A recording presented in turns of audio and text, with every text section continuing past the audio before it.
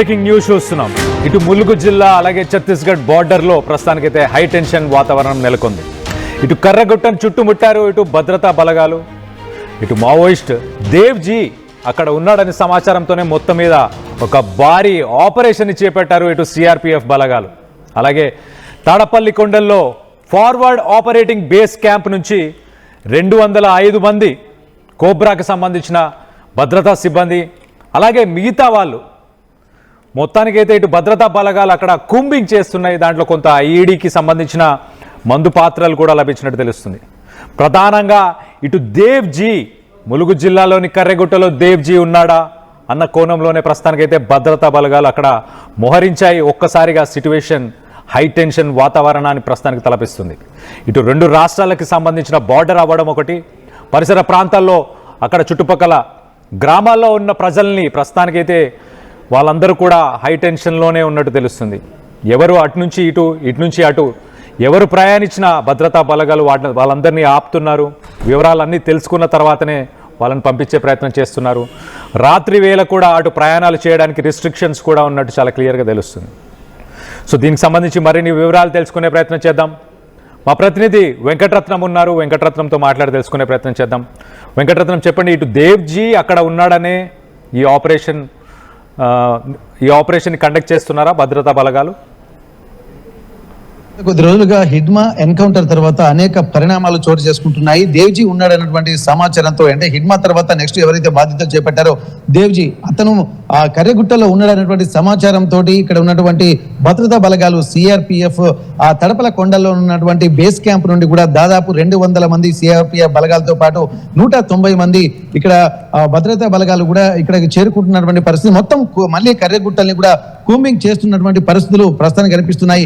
ఇప్పటికే కర్రెగుట్టల ప్రాంతాల్లో base camp ఏర్పాటు చేసి అక్కడి నుండే మొత్తం సెర్చ్ ఆపరేషన్ చేపట్టినటువంటి భద్రతా బలగాలు ఇక్కడ కొద్ది రోజుల క్రితం కూడా చుట్టుపక్కల, అంటే కర్రెగుట్టల చుట్టూ ఉన్నటువంటి 26,000 భద్రతా బలగాలను ఉపసంహరించుకున్నారు.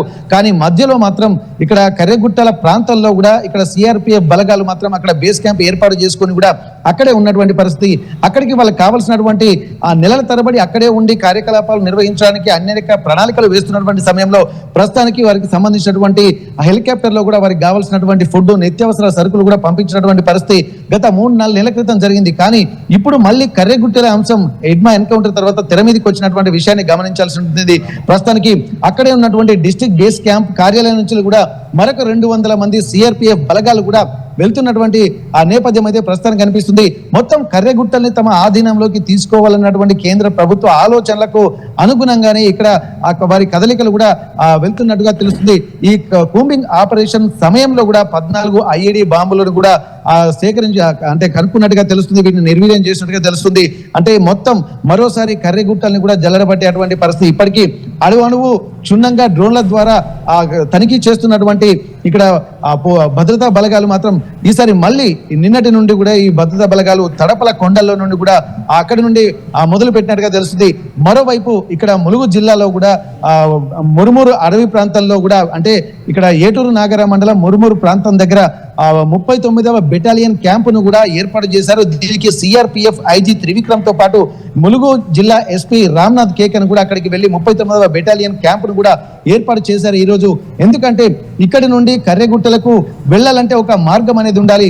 ఇప్పటి వరకు దూర ప్రాంతాలకు వెళ్ళాలంటే, కర్రెగుట్ట ప్రాంతంలోకి వెళ్ళాలంటే మాత్రం కొంత ఇబ్బందికర వాతావరణం, అంటే హెలికాప్టర్ల ద్వారా వెళ్ళినటువంటి పరిస్థితి. ఒకవేళ మాన్యువల్ గా నడుచుకుంటూ వెళ్తే కొన్ని రోజులు పట్టేటువంటి సమయం ఉంది. ఎందుకంటే కొన్ని వేల ఎకరాల విస్తీర్ణంలో కూడా ఈ కర్రెగుట్టలు ఉండడంతో, దట్టమైనటువంటి అటవీ ప్రాంతం ఉండడంతో అక్కడికి వెళ్ళాలంటే ఎప్పుడు ఏం జరుగుతుందో తెలియని పరిస్థితి. ఇప్పటికే జల్లడ పట్టినటువంటి నేపథ్యంలో మావోయిస్టులను ఏరి వేశామన్నటువంటి ఒక ధీమా మాత్రం ఇక్కడ సిఆర్పిఎఫ్ బలగాల్లో అలాగే కేంద్ర ప్రభుత్వ వర్గాల్లో కూడా ఉంటున్నటువంటి నేపథ్యంలో మరోసారి దేవ్జీ కూడా ఇక ఉన్నటువంటి ప్రాంతం నుండి కూడా కర్రెగుట్టల వైపు వచ్చాడన్నటువంటి సమాచారం అయితే అందినట్టుగా తెలుస్తుంది.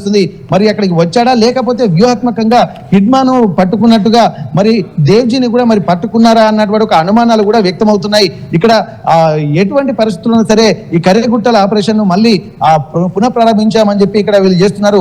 ఈ కగర్ ఆపరేషన్ లో భాగంగా కర్రెగుట్టల్ని మొత్తం పూర్తిగా స్వాధీనం చేసుకున్న తర్వాత ఇప్పటి వరకు ఎంతో మంది, అంటే 100 మంది మావోయిస్టులను కూడా ఏరి వేసినటువంటి సందర్భం కేవలం కర్రెగుట్ట కేంద్రంగా జరిగింది. బయటకు వచ్చినటువంటి విషయాలు కొన్నే తెలుస్తున్నాయి. కానీ ఇప్పటికీ కేంద్ర బలగాలు అక్కడ కర్రెగుట్ట ప్రాంతాల్లో నివాసం ఉంటున్నటువంటి బేస్ క్యాంపులు ఏర్పాటు చేసుకుంటున్న నేపథ్యంలో ఎప్పుడు ఏం జరుగుతుందో తెలియలేదు. కానీ ఈ రోజు మాత్రం ఈ త్రివిక్రమ్ సిఆర్పిఎఫ్ ఐజీ త్రివిక్రమ్ ఎవరైతే ఉన్నారో తను మాట్లాడుతూ కూడా ఇక్కడ కర్రెగుట్టలకి అలాగే మిగిలినటువంటి ప్రాంతాలకి రహదారులను ఏర్పాటు చేయడంలో లక్ష్యంలో భాగంగానే ఇక్కడ బేస్ క్యాంపులు ఏర్పాటు చేయడం జరుగుతుంది. ఆదివాసీలు కూడా నాగరిక ప్రపంచానికి దూరం అవుతున్న నేపథ్యంలో దేశంలోని ప్రతి ప్రాంతానికి కూడా ఒక కనెక్టివిటీ ఉండాలన్నటువంటిది కేంద్ర ప్రభుత్వం సంకల్పించింది.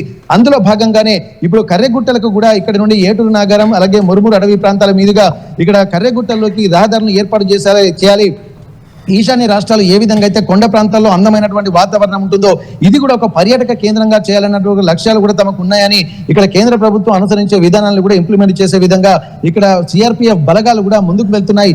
ఒకవేళ ఇక్కడ డెవలప్మెంట్ యాక్టివిటీస్ చేసుకుంటూ మళ్ళీ మావోయిస్టుల ఉనికి కనబడకుండా చేసే ఉద్దేశంతో మళ్ళీ చుట్టూ అక్కడక్కడ భద్రతా బలగాలను కూడా ఏర్పాటు చేశారు. ఇది 39వ బెటాలియన్ ఈ బేస్ క్యాంప్ ను కూడా ఏర్పాటు చేసేటువంటి కార్యక్రమాలు జరుగుతున్నాయి.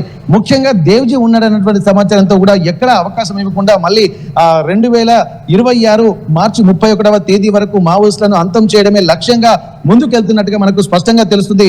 ఇప్పటి వరకు ఎక్కడ కాంప్రమైజ్ కావడం లేదు. మొన్నటి వరకు కూడా కేంద్ర అంటే మధ్యప్రదేశ్ అలాగే ఛత్తీస్గఢ్ అలాగే మహారాష్ట్ర ఈ ప్రాంతాలకు సంబంధించినటువంటి కేంద్ర కమిటీ సభ్యులు కూడా ఒక లేఖను కూడా విడుదల చేసిన తర్వాత మరింత ప్రాధాన్యత సంతరించుకుంది. ఇప్పటికే ఆయుధాలు వీడి మేము జనజీవన స్రవంతిలోకి వెళ్ళాలన్నటువంటి ఆలోచనలు చేయాలా వద్దా అనేది కొంత నిర్ణయించుకుంటున్నాము. ఇక్కడ మాకు కొంత గడువు ఇవ్వండి అని చెప్పి కేంద్ర బలగాలు కూడా మావోయిస్టు కేంద్ర కమిటీ ఒక లేఖను కూడా విడుదల చేయడము, ఆ తర్వాత పరిణామాలు కూడా వేగంగా మారుతున్నటువంటి సమయంలో అసలు కొంత సమయం ఇస్తారా లేదా అన్నది కూడా గమనించాలి. ఎందుకంటే ఇచ్చేటువంటి పరిస్థితులు కూడా ఇక్కడ మనకు కనిపించడం లేదు. ఒకవేళ ఎట్లా అంటే లక్ష్యాన్ని వీళ్ళు నిర్దేశించుకోకపోవు 2026 మార్చి 31వ తేదీ వరకు ఎప్పటి వరకు పూర్తిగా వ్యానిష్ చేయాలన్నటువంటి ఒక సంకల్ప ఉన్న నేపథ్యంలో ఇప్పటికే వందల సంఖ్యలో కూడా మావోయిస్టులు లొంగిపోతున్నారు. ఇవన్నిటి కూడా ఒక సానుకూల వాతావరణం కేంద్ర ప్రభుత్వం అనుకున్న విధంగా మారుతుందనడానికి వాళ్ళు ఇదొక ఉదాహరణగా గమనించాల్సి ఉంటుంది. ఇప్పటికే మరికొంతమంది కూడా ఈ ములుగు జిల్లా కేంద్రంగా పనిచేసినటువంటి కర్రెగుట్ట కేంద్రంగా పనిచేసినటువంటి వాళ్ళు మాజీ మావోయిస్టులు కూడా కొంతమంది లొంగిపోవడానికి కూడా సిద్ధంగా ఉన్నారన్నటువంటి సమాచారం కూడా ప్రస్తుతం అందుతుంది. అంటే ఇక్కడ కర్రెగుట్టల వైపు ఎక్కడ ఉన్నా సరే పూర్తిగా లొంగిపోతేనేమో సరే లేకపోతే ఆ పరిస్థితులకు గురికాక తప్పదు అన్నటువంటి ఒక హెచ్చరికలు కూడా ఈ హిడ్మా లాంటి కేంద్ర కమిటీ నాయకులనే కూడా అంతం చేసేటువంటి పరిస్థితులు నెలకొన్నాయి. ఆ తర్వాత మాత్రం మావోయిస్టు వర్గాల్లో కూడా పూర్తిగా ఒక భయాందోళనలు అలాగే ఏదైనా సరే జనాలలో ఉండి సాధించాలన్నటువంటి ఒక పునరాలోచనలు కూడా వచ్చినట్టుగా తెలుస్తుంది. అందులో భాగంగానే మళ్ళీ కేంద్రం కూడా ఇక్కడ సమీపంగా వస్తుంది. అంటే ఇప్పుడు దాదాపు డిసెంబర్ జనవరి తో పాటు మరో 3 నెలలు అంటే ఇంకొక 5 నెలలు మాత్రమే కేంద్రం ఇచ్చినటువంటి గడువు ఉంది. ఈ 5 నెలల్లో అనుకున్నటువంటి లక్ష్యాన్ని సాధించే దిశగా ఎక్కడ కాంప్రమైజ్ కాకుండా కేంద్ర బలగాలు వెళ్తున్నాయి. మరోవైపు మావోయిస్టులు కూడా ఒక పునరాలోచనలో పడ్డట్టుగా తెలుస్తుంది. అందులో భాగంగా ఎవరైతే హిడ్మానే మెయిన్ టార్గెట్ గా ఇన్ని రోజులు పనిచేసిన నేపథ్యంలో ప్రస్తుతానికి కర్రెగుట్టల్లోకి ఇక్కడ దేవ్జీ వచ్చిందన్నటువంటి సమాచారంతో నెక్స్ట్ టార్గెట్ గా ఉన్నటువంటి దేవ్జీని కూడా మట్టు పెట్టాలన్నటువంటి ఒక ఆలోచనలు కూడా కేంద్ర బలగాలు చేస్తున్నట్టుగా మనకు స్పష్టంగా తెలుస్తుంది. అందులో భాగంగానే ఈ రోజు పూర్తిగా కర్రెగుట్టల వైపు కూడా పూర్తి పట్టు సాధించే విధంగా దూసుకెళ్తున్నటువంటి పరిస్థితి ఉంది. Kalyan. Right Venkataratnam, thanks for the latest update. మనం విజువల్స్లో చూడొచ్చు కర్రగుట్టలో గతంలో కొన్ని వేల మంది భద్రతా బలగాలు ఉండేవి. అవి అడవిలో ప్రయాణించడానికి కుదరని వేళ హెలికాప్టర్స్ సైతం యూజ్ చేశారు ఇటు కేంద్రానికి సంబంధించిన బలగాలని.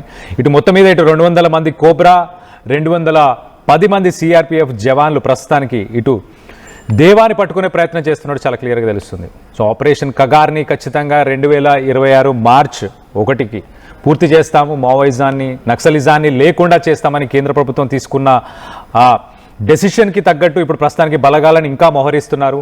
ఇంకా ఎవరైనా అగ్రనాయకులు కానీ పెద్ద నాయకులు కానీ కమాండర్స్ కానీ ఎవరైనా ఉన్నారా అన్న కోణంలో